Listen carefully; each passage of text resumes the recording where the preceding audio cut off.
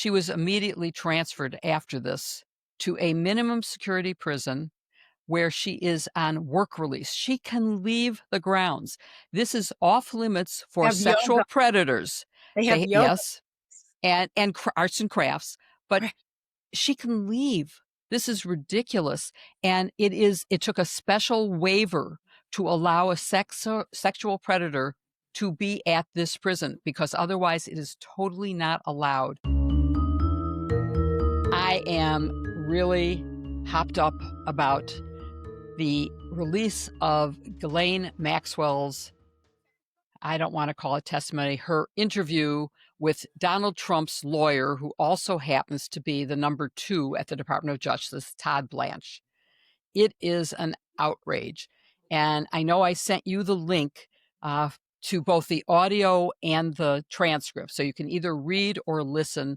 And just for our listeners, if you go to www.justice.gov/Maxwell-interview, justice.gov/Maxwell-interview, you can either listen or read the transcripts, or listen to her voice. And I feel like I have to point out to our listeners, our viewers, actually, we're here on YouTube. First of all, she's a known liar. She was indicted for perjury, but because of the seriousness of her convictions, they didn't actually try her for that. But if you look at the indictment, and again, just Google Maxwell indictment and you can read the indictment. At the very end, it has the perjury charges. And if you read it, you know that they're lies, where she said, oh, underage girls, I never introduced them to underage girls. No, never did that. I never saw any. She's just a liar. The testimony at her trial was so clear from the victims of Right. what her role was. And it wasn't just grooming them or recruiting them. It was also participating in physical violations of these young girls.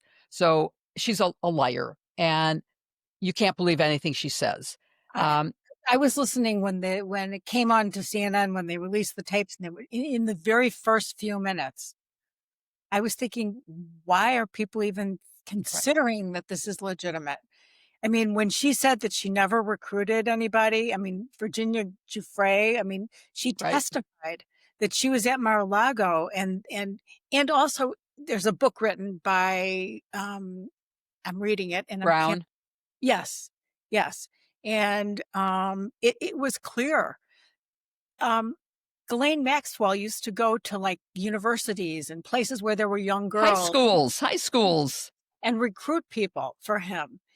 And so the amount of lying is so incredible. And it's almost like the fact that they had Trump's attorney there, who had no, they could have had Comey, right? Comey was the except they fired Comey, so they couldn't have Comey. Comey, by the way, is Maureen Comey, not her father. Right. And she is the daughter of the former FBI chief.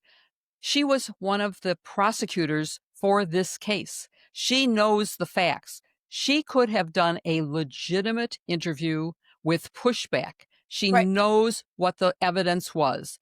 Whereas Todd Blanche knew nothing. And to the extent he did, he avoided it.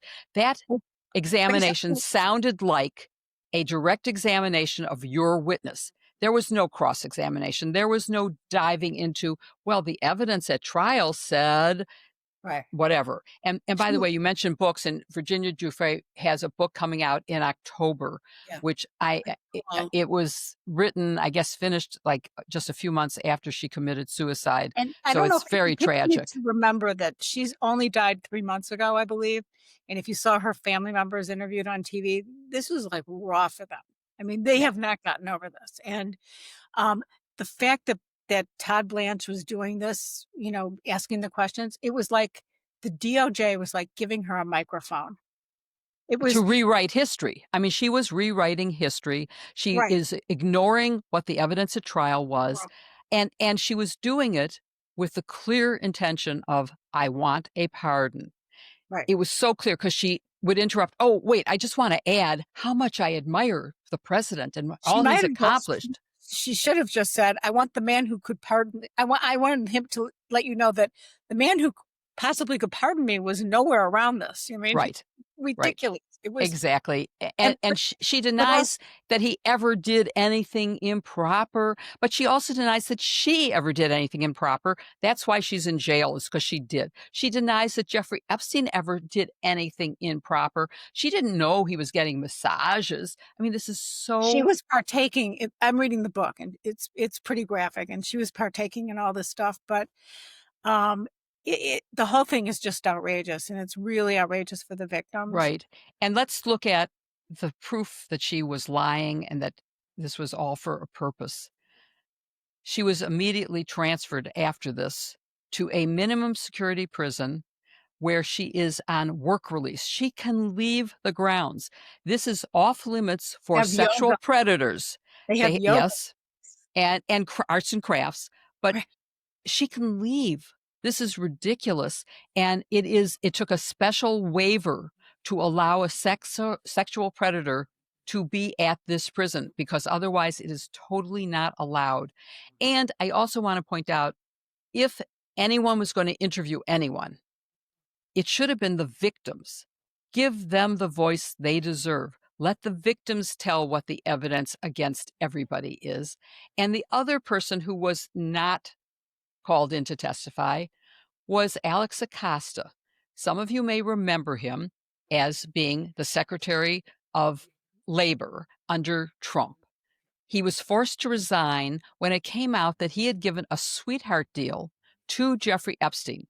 He gave a non-prosecution agreement to him saying, the federal government won't prosecute you. You can plead guilty to two minor offenses at the state level.